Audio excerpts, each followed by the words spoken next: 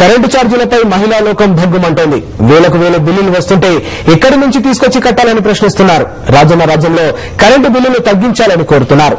షర్మిల పాదయాత్రలో పాల్గొనడానికి వచ్చిన మహిళలు ఛార్జీల పెరుగుదలపై మండిపడ్డారు.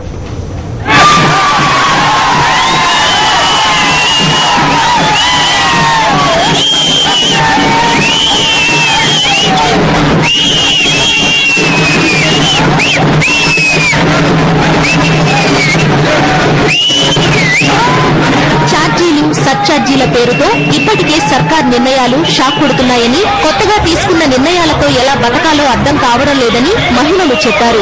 ఆ ఇంటికి కరెంటు బిల్లు 8,000 వేశారండి. 8,000 వేశారని నేను కట్టినా, నేను ఒక్కదాన్ని ఎక్కడున్నానంటే తర్వాత ఆయిలేసి మళ్ళీ 800 వేశారండి. ఒక్క ఆడబడుచు ఉండేదండి, పారం పక్కల ఇల్లు అండి.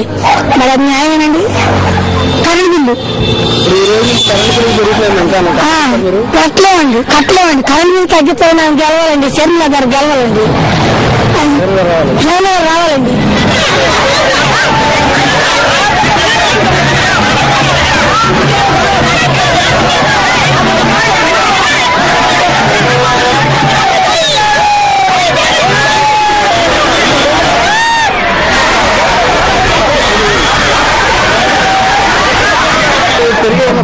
బాగా పెరిగాయండి. ఇప్పటివరకు 200, 150 వచ్చి ఇప్పుడు 500-600 వస్తున్నాయి. నేను కట్టలేదండి. అవన్నీ తీసేసుకుంటాం. వాళ్ళే పుణ్యం కట్టుకుంటారు. అది నేను చేయగలిగింది ఏమీ లేదు. అన్నీ మానేసుకున్నాం. ఇప్పటికే గ్రైండర్, మిక్సర్ ఏమీ వాడుకోవట్లేదు. అన్ని ఎక్కడెక్కడ తీసేసాం. మోటార్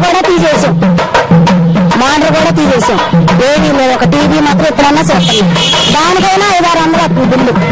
నేను కట్టుకునే తాత లేదండి.